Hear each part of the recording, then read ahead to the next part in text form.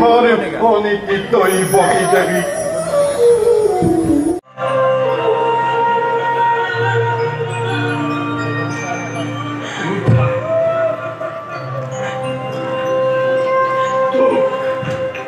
तो की पूरी आखिर बात दिन पर भगवान যেন তোক পতি পরায়না ও পুত্রবতী আৰু চিৰঞ্জীৱী কৰক